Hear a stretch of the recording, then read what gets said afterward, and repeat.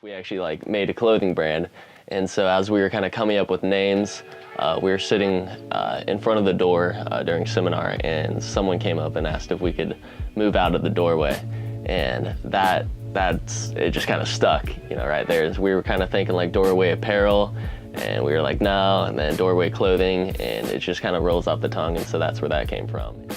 And I would meet up at Starbucks like every Thursday, and we would just kind of go to some t-shirt designing websites. We were using Custom Ink at first, and then we went over to this website called Uber Prints, and we would pretty much just mess around with what they had to offer and see what looked good, and we would just kind of put things on t-shirts and mess around. And then I even have the old business card with barely any information on it. But yeah, this is the first one that we ever came out with. It was on a lot of different colors, but yeah, that's the logo. Yeah, that was the first one we ever came out with. Yeah, it's just totally self-taught. One day I just kind of was sick of going on the t-shirt website, and I was like, okay, I just need to learn how to do this. So I went to some YouTube videos.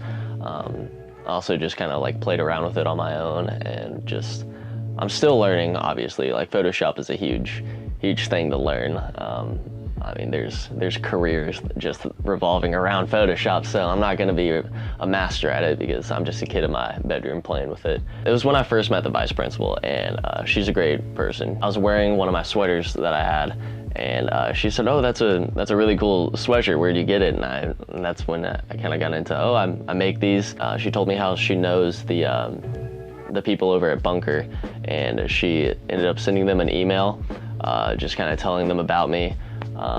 They sent an email back, and they liked what they saw and they heard. They gave her Kurt, which is the owner of Bunker, his email, and then she gave that to me. And so I sent him an email, and we ended up meeting up. Set up an appointment, and we talked about his clothing line, and we brought it in on consignment.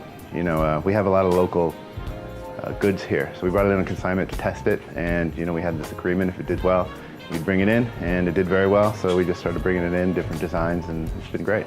They sold pretty well, which I was pretty lucky about, and so then they ordered some more, and now it's kind of just an order basis, and whenever they sell a lot, they'll just order more. I get dozens of emails a day from national brands as well as local brands, and most of them just go to the junk folder. It's very difficult to get your foot into the door for a store like this. I mean, there are hundreds and hundreds and hundreds of people trying, and I would say, the failure rate's probably, for local brands, it's got to be, 99%.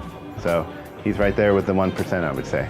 I'm gonna want to get in some more stores, probably after or around the middle of spring or so. I'm gonna be in some more stores. I'm gonna be in contact with some more people, seeing what I can do, and pretty much just expanding, make some more designs, put out more shirts, more variations, everything like that.